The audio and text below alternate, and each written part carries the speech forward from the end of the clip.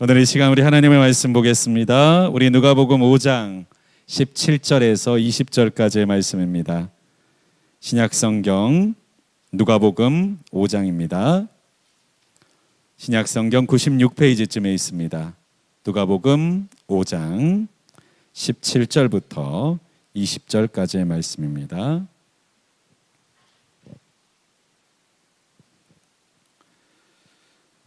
누가복음 5장 17절부터 20절까지의 말씀, 신약성경 96페이지쯤에 있습니다. 우리 찾으신 줄 알고 우리 한 절씩 교독하도록 하겠습니다. 17절을 제가 먼저 시작합니다. 하루는 가르치실 때에 갈릴리의 각 마을과 유대와 예루살렘에서 온 바리새인과 율법 교사들이 앉았는데 병을 고치는 주의 능력이 예수와 함께 하더라. 사람들이 침상에 메고 와서 예수 앞에 들여놓고자 하였으나 무리 때문에 메고 들어갈 길을 얻지 못한지라 지붕에 올라가 기와를 벗기고 병자를 침상째 무리 가운데 예수 앞에 달아내리니 그들의 믿음을 보시고 이르시되 이 사람아 내 죄 사함을 받았느니라 하시니 아멘. 오늘 이 시간에는 누가복음 5장 17절부터 20절까지 있는 말씀을 통해서 예수님이 주목하시는 것이라는 제목으로 우리 하나님의 말씀을 함께 나누고자 합니다. 우리가 사회생활을 잘 하려면 예의라는 것이 있어야 되지요.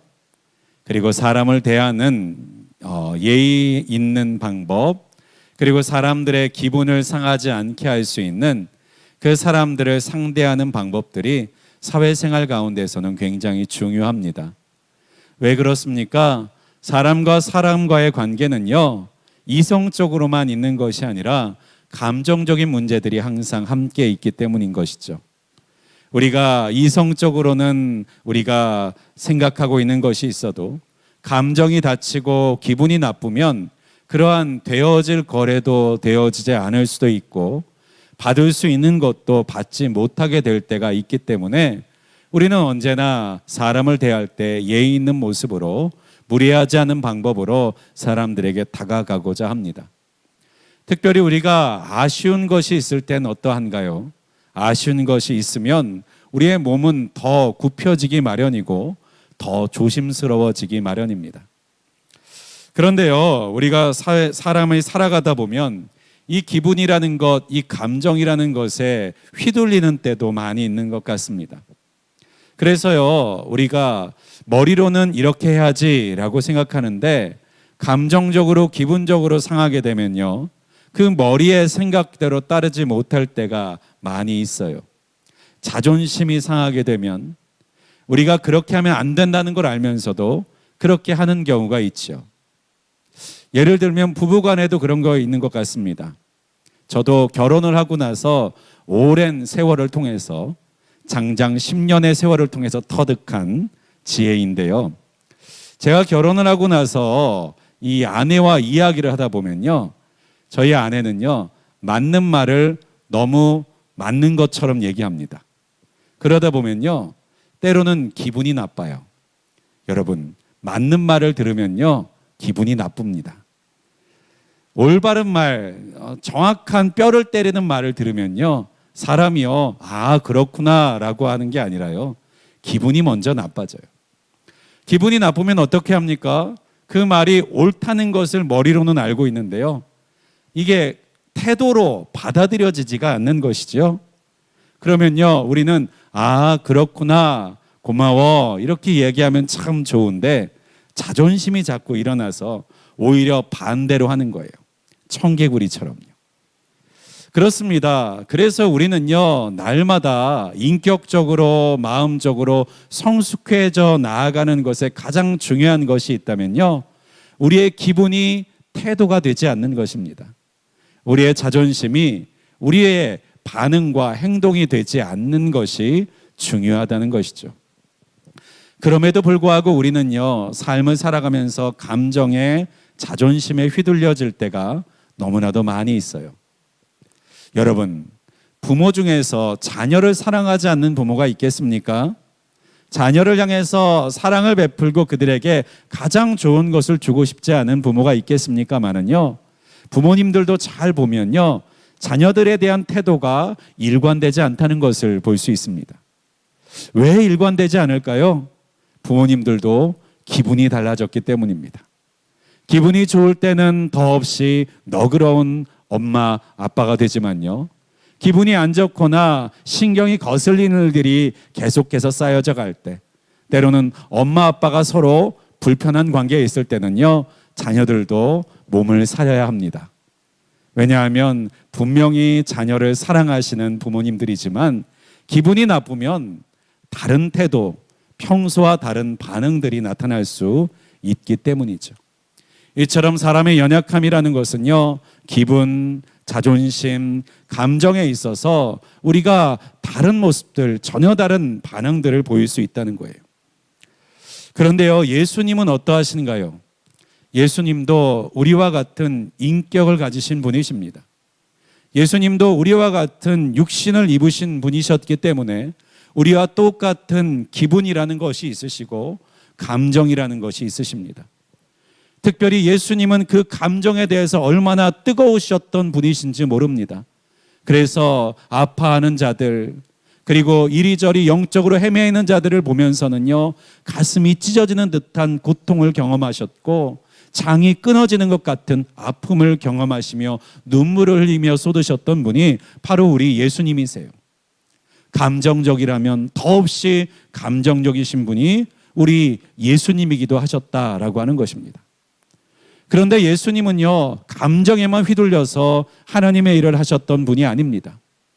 예수님께서는요, 예수님만의 분명한 기준과 판단의 기준들이 있으셨어요.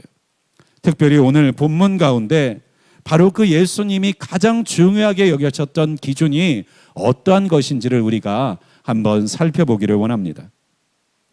오늘 17절에 있는 말씀에 보니까요, 예수님께서 갈릴리와 그리고 갈릴리에 있는 그 지방에서 말씀을 가르치고 계시는데요, 그 갈릴리뿐만 아니라 유대와 예루살렘에 와서 온 바리새인들과 율법 교사들이 함께 앉아 있었습니다. 여러분, 이 사람들이 왜 앉아 있을까요? 예수님의 말씀을 듣고 은혜를 받으려고 앉아 있었을까요? 아닙니다. 예수님의 꼬투리를 잡으려고 앉아 있는 사람들이에요. 바리새인들과 서기관들, 율법 교사들은요, 예수님에 대한 소문을 듣고선요, 예수님이 무슨 잘못을 하진 않는가, 예수님이 말하는 것에 꼬투리 잡을 것은 없는가, 그와 같은 것들을 잡기 위해서 지금 예수님 앞에 앉아 있는 거예요. 마치 설교를 들으러 왔는데 그 설교를 통해서 은혜 받으려고 앉아 있는 것이 아니라요, 그 설교를 통해서 어떤 꼬투리를 잡을지, 어떤 비난을 할지, 어떤 공격을 할지를 생각하면서 그것을 계속해서 판단하고 계산하고 지적하면서 이 말들을 듣고 있는 사람들이 예수님 앞에 앉아 있는 것입니다. 기분 나쁘지 않을까요? 예수님은요, 그 속에 있는 마음을 아시는 분이셨잖아요. 속에 어떤 생각을 갖고 있는지를 아시던 분이셨잖아요. 그러면 이 사람들이 왜 앉아 있는지를 알고 계셨던 예수님 입장에서는요, 분명히 기분이 나쁘셨을 것이라고 생각됩니다. 그럼에도 불구하고 예수님께서는요, 병을 고치는 주의 능력으로 그 자리에 함께 하셨다고 말씀하고 있습니다. 여러분, 기분은 나빠도요, 병은 고쳐야 되는 거예요. 자존심이 상하고 그 앞에 있는 사람들이 나를 태클 걸려고 앉아 있어도요, 불쌍히 여김 받을 사람, 받고 은혜 받을 사람들을 위해서 예수님께서는요, 감정이 아니라 사명의 마음을 두고 그 일들을 행하고 계셨다는 것을 우리에게 보여주고 계시는 것입니다. 그런데 그 자리 가운데 18절을 보면요, 한 중풍병자가 등장합니다. 이 중풍병자는 지금으로 말하면 뇌졸중 같은 증상으로 인하여서요, 온몸이 마비되어 있었던 사람입니다. 그런데 이 마비된 상태가 얼마나 중증이었는지요, 부축받으면서 걸어올 수 있을 정도도 되지 못했던 것으로 보여요. 그래서 침상에 들려서 왔어요. 그래서 이 침상에 들려서 왔지만 예수님 앞에 들여놓고 지금 예수님이 병을 고치는 능력이 나타나고 있지 않습니까? 그 앞에 데리고 가려고 했는데 19절에 보니까요, 메고 들어갈 길을 얻지를 못하는 것입니다. 예수님께서 집안에 거하셔서 말씀을 전하고 계시고 병들을 고치고 계신데요, 그 앞으로 들어갈 수가 없는 거예요. 너무나도 많은 사람들이 앉아 있어서, 특별히 그 자리도 없는데 그 자리들 중에서 누가 제일 상석을 지금 차지하고 있는 겁니까? 예수님 꼬투리 잡으려고 하는 율법학자들과 바리새인들이 그 가장 좋은 자리, 가장 가까운 자리에 앉아가지고 그 불쌍하고 치료받아야 될 사람들을 들어가지 못하도록 가로막고 있는 거예요. 그런데요, 이 중풍병자를 메고 온 사람들이요, 들어갈 길을 얻지 못했다라고 말합니다. 네, 방법을 찾지를 못하는 거예요. 그럼 여러분, 방법이 없으면 여러분은 어떻게 하십니까? 돌아가야죠. 그렇죠? 방법이 없으면 돌아가야 되지 않겠습니까? 방법이 없으면 다른 방법을 찾아야 되지 않겠습니까? 방법이 없으면 다른 수단을 강구해야 되겠지요. 다른 의사를 찾든지 다른 용한 사람들을 찾든지 해야 되지 않겠습니까? 그런데 오늘 본문에 있는 이 침상을 들고 있었던 이 병자의 친구들은요, 어떤 일을 했느냐? 지붕에 올라가서 기와를 벗기고 병자를 침상째 무리 가운데로 예수 앞에 달아 내리니. 이 당시에 유다의 집들은요, 지붕이 평평하게 되어 있었다고 합니다. 특별히 이 집들은요, 우리의 집들처럼 뭐 콘크리트나 시멘트로 만들어진 집들이 아니라 진흙을 구워서 그 천장을 올리는 경우도 많이 있었고요. 여기서는 기와가 나오는데요, 기와가 있는 집이면 부잣집입니다. 그 부잣집 지붕을 뜯고 있는 거예요. 그 예수님이 있는 천장 위를요, 지금 뜯어내고 있는 것입니다. 물론 흙을 구워서 빚어서 만든 지붕이니까 뜯으려고 하면 뜯어졌을 것이고 부수려고 하면 부서졌을 것이지만요, 여러분 생각해 보십시오. 밑에는 난장판이 되지 않았겠습니까? 요즘에 미세먼지가 심하면 우리 마스크 꼭 써야 된다고 하잖아요. 그런데요, 집안에 앉아 있는 거예요. 흙먼지가 날리고 있는 것입니다. 밑에 있는 사람들, 특별히 좋은 환경에 살고 있었던 아마 바리새인들과 율법학자들은요, 위를 향해서 얼마나 손가락질하면서 소리를 지르며 비난을 했을지 우리가 눈에 보지 않아도 뻔한 상황입니다. 예수님은 기분 좋으셨을까요? 그렇지 않아도 지금 상황이 기분 나쁜 사람들과 같이 앉아 계시는 상황에서, 아니 지붕에서 먼지도 날리고 흙먼지가 떨어지고 있어서 지금 말씀을 전해야 되는데, 병을 고쳐야 되는데 그 자리가 난장판이 됐으면 예수님도요, 얼마나 화가 나시겠어요. 여러분, 화가 나면 어떻게 하겠습니까? 예수님은 화도 잘 내셔야 되는 분입니다. 잘못 저주하시면 사람이 죽어나갈 수가 있기 때문이죠. 예수님이 말씀하시면 그대로 되기 때문에 예수님 화도 함부로 내시면 안 되는 분이실 그분 앞에서 지금 난리를 피워놓은 거예요. 여러분, 애들이 집안에 어질러만 펴도요, 그 얼마나 화가 납니까만.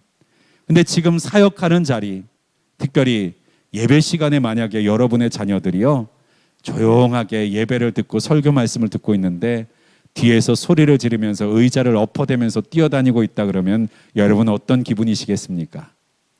하하하 하시겠습니까? 아니면은 너 집에 가면 죽었어 라고 하면서 보고 계시겠습니까? 그런데 예수님 앞에서 그러한 모습을 보이고 있는 거예요. 그런데 오늘 본문에는요, 예수님께서요, 화를 내지를 않으십니다. 아니, 이 정도면 화 내셔야죠. 예배를 방해하면 화를 내야지요. 사역을 방해하면 화를 내야지요. 그런데 예수님께서는요, 오히려 어떻게 말씀하시느냐? 20절에 있는 말씀에 보니까요, 예수께서 그들의 믿음을 보시고 이르시되 이 사람아, 내 죄 사함을 받았느니라, 내 죄 사함을 받았느니라 라고 말씀하시는 거예요. 여러분, 예수님께서 상황을 평가하시고 그리고 사람을 평가하시는 여러 가지 기준이 있으실 것 같습니다. 우리는요, 예수님 앞에 나아갈 때요, 이것도 갖추고 저것도 갖추고 나가야 되지 않을까 생각합니다. 옷도 잘 갖추고 머리도 잘 감고 세수도 잘 하고 화장도 잘 하고 예의도 갖추고 헌금도 준비하고 예수님 앞에 나아가고자 할 때 우리가 해야 된다고 생각하는 것들이 정말 다양하고 많이 있다는 생각을 합니다. 그런데요, 예수님께서는요, 예수님이 주목하시는 것에만 집중하시는 분이라는 사실을 여러분 꼭 기억하실 수 있기를 간절히 소망합니다. 그렇습니다. 예수님은요, 예수님이 보시는 것에만 집중하시는 분이세요. 제가 예전에 모시던 교회에 담임 목사님이 굉장히 독특한 성격을 가지고 계신 분이셨습니다.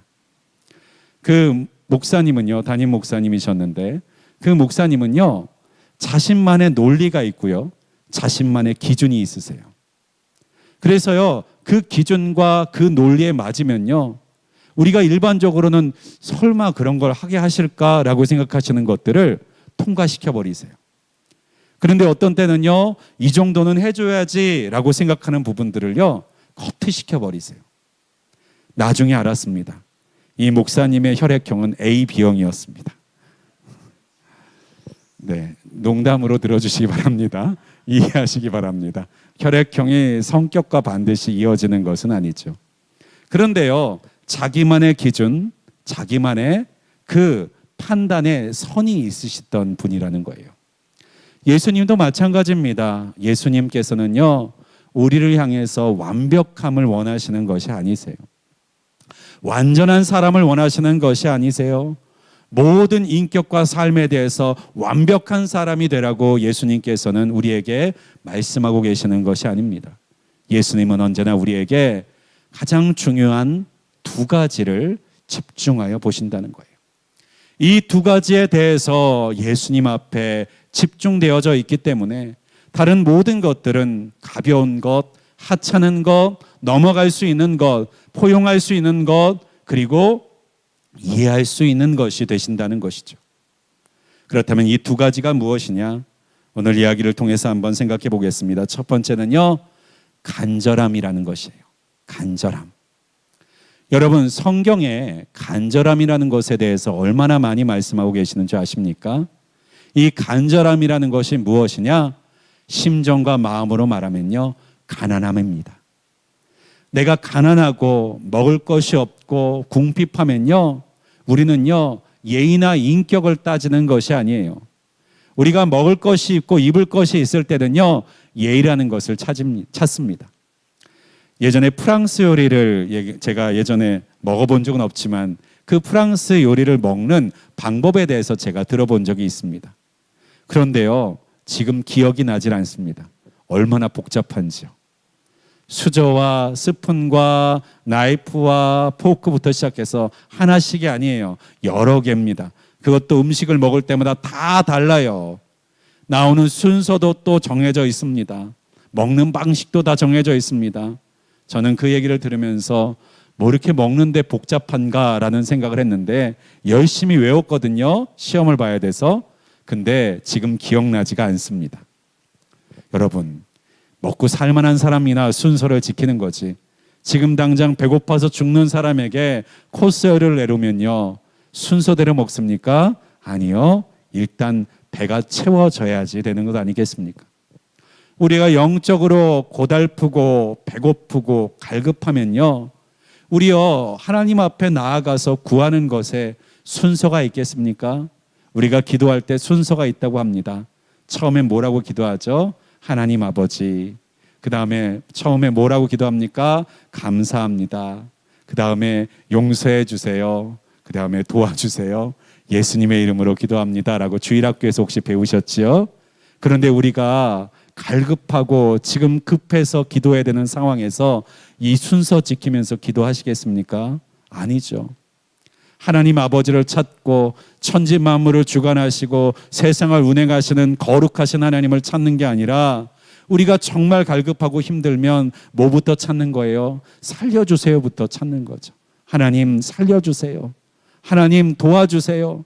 하나님 나 좀 붙들어 주세요 라고 하는 말이 먼저 나오는 것 아닙니까? 여러분 혹시 기도할 때 천지 만물을 창조하신 거룩하신 우주 만물을 운행하시는 그 하나님을 찾고 계시다면 여러분 아직 갈급하지 않으신 줄 압니다. 정말 우리가 갈급할 때는요, 이 예의, 절차, 순서가 아니라 우리의 감정 가운데 가득 차 있는 그것을 쏟아내고 토해내는 것으로 우리의 마음이 급하고 그리고 조급해진다는 것이죠. 그렇습니다.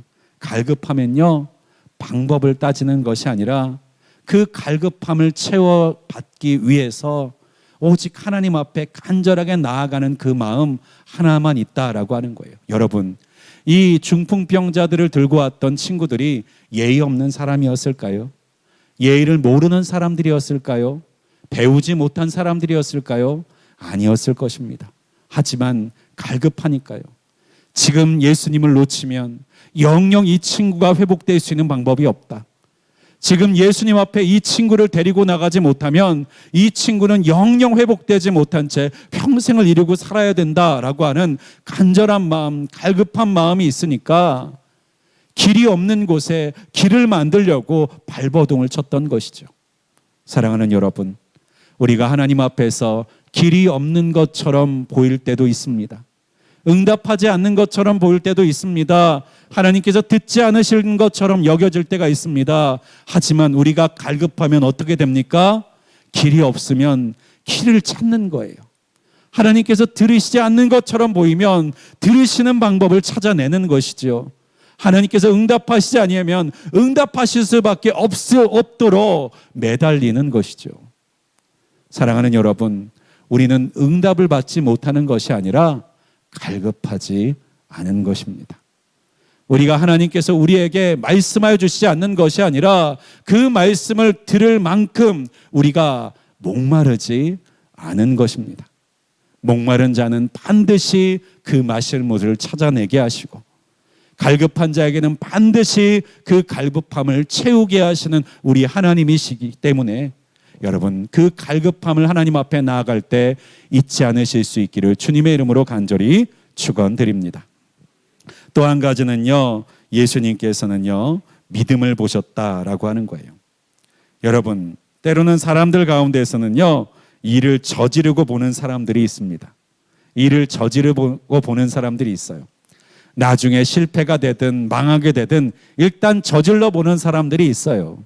그런데 여러분 신앙과 믿음은요 저질러 보는 사람이 체험하게 되고 하나님을 만나게 된다는 사실을 여러분 꼭 기억하시기를 간절히 소망합니다. 세상의 사업이나 주식 투자를 말하고 있는 것이 아닙니다. 하나님을 만나는 일에 있어서는요, 하나님의 일에 있어서는요, 하나님과의 관계에 있어서는요, 저지르는 사람이 주님을 만나게 된다는 거예요. 여러분, 성경의 제자들을 보십시오. 베드로와 같은 사람들을 생각해 보세요. 베드로는요, 점잖은 사람 아닙니다. 어부지요.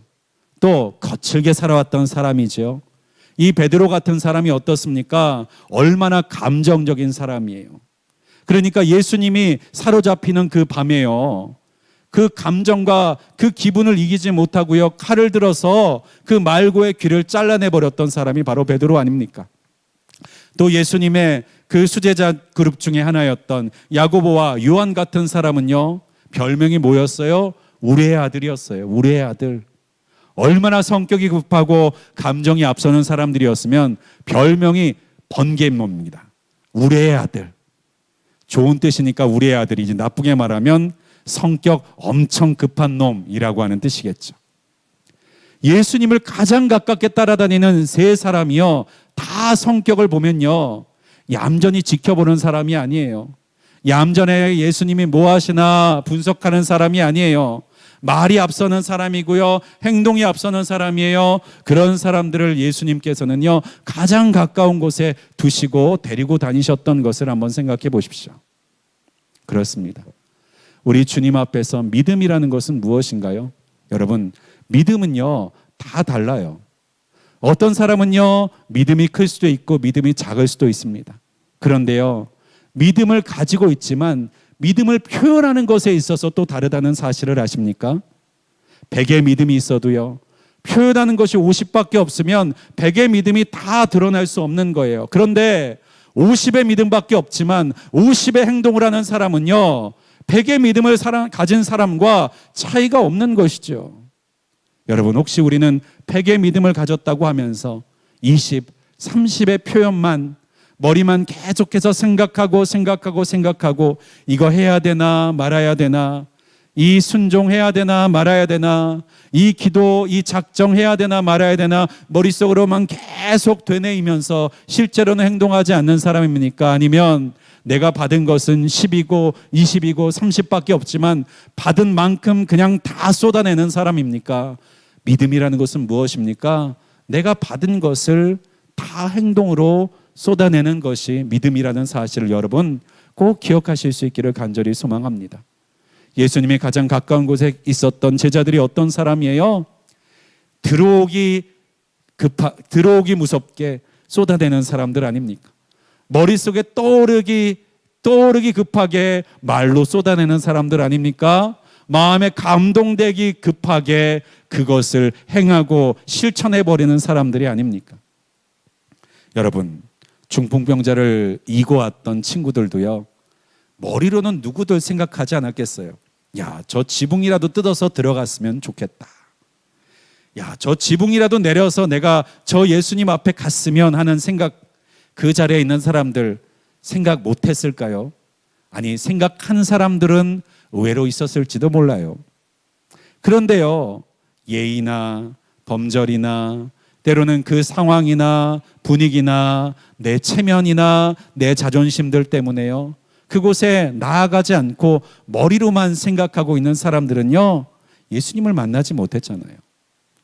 그런데요, 그 사람들은요, 그 친구들은요, 그 머릿속에서 순간 스쳐나간 그 번뜩이는 생각, 저 지붕을 뜯어버려야겠다. 그 다음에 어떻게 한 거예요? 뒷일을 생각하지 않고 예수님 만나는 것에만 집중한 거예요.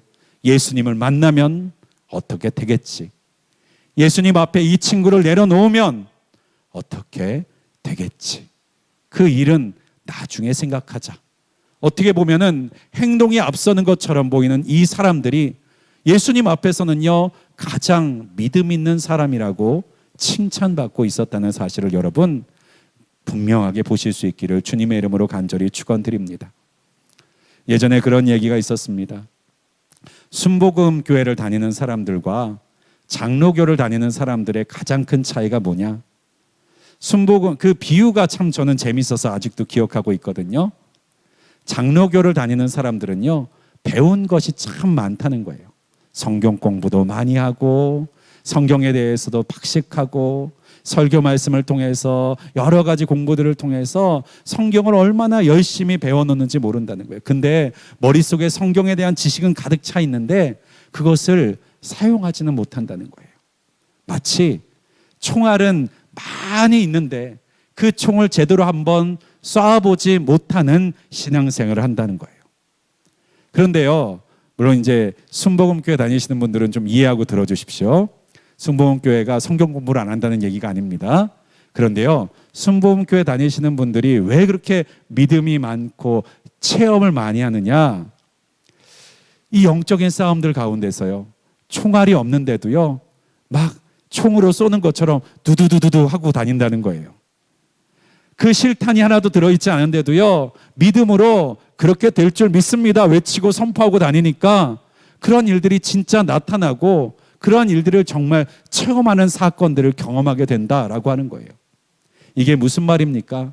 우리가 머릿속에 아무리 많이 담아놔도요, 우리가 기도하지 않으면 소용없는 것이고 사명을 감당하지 않으면 소용없는 것이고 순종하지 않으면 그 머릿속에 담겨져 있는 모든 지식들이 무슨 소용이 있냐라고 하는 거예요.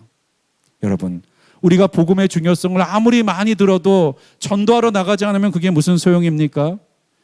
주님께서 병을 고치시고 아픈 자를 치유하셨다는 사건과 사실들을 우리가 많이 외우고 그 구절들을 암송하고 있어도요, 손을 얹어서 치유하도록 회복하도록 기도하지 않으면 그게 무슨 소용입니까?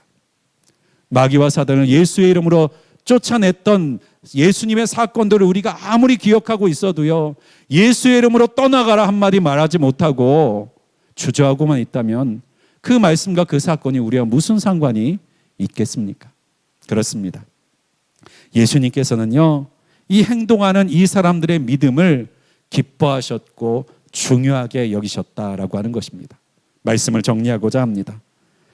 우리는요, 사람을 대할 때요, 여러 가지 조건을 가지고 대하지만 우리 주님께서는요, 가장 중요한 것을 주목하신다는 사실을 여러분 꼭 기억하실 수 있기를 간절히 소망합니다.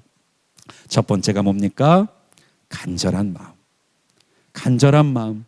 주님밖에는 나의 소망이 없고 주님밖에는 답이 없음을 고백하며 주님을 매달리는 그 간절함이 바로 우리 주님께서 기뻐하시고 주님을 만나는 그 디딤돌이 된다는 사실을 여러분 꼭 기억하시기를 바랍니다.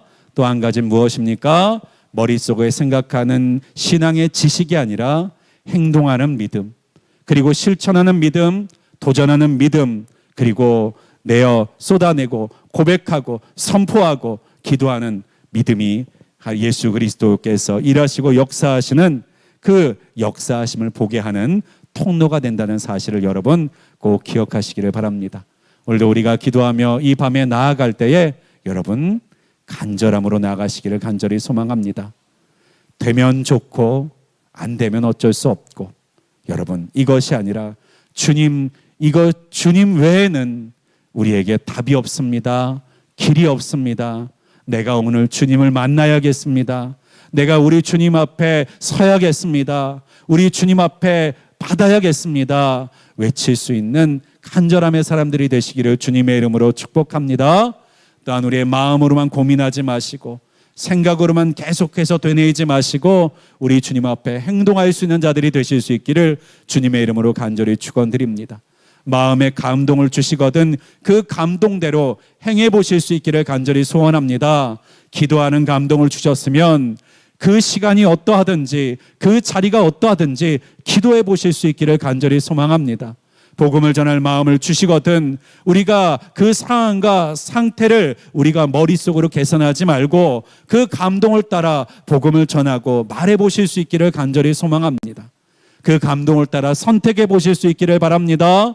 그 감동을 따라 찬양해 보실 수 있기를 바랍니다. 그 감동을 따라 선포하고 고백해 보실 수 있기를 주님의 이름으로 간절히 축원드립니다. 기도하겠습니다. 전능하시고 분명히 살아계신 하나님 감사합니다. 오늘도 중풍병자를 그 내렸던 내 친구들의 믿음을 보시고 소자야 내 믿음이 너를 구원하였다라고 말씀하시던 예수님의 그 사건을 우리가 이 자리를 통해서 다시 한번 경험하는 자가 되기를 간절히 소망합니다. 오늘도 이 밤에 우리 주님 앞에 저들의 간절함을 가지고 우리 주님 앞에 기도하며 나아가게 하시고 우리 주님이 기뻐하셨던 그 믿음의 반응, 믿음의 실천을 가지고 하나님 어떠한 감동하심을 우리 마음 가운데 주시든지 그 감동을 따라 행하고 순종하는 자가 되게 하여 주시옵소서. 이 모든 말씀 우리 주 예수 그리스도의 이름으로 간절히 기도하였습니다. 아멘.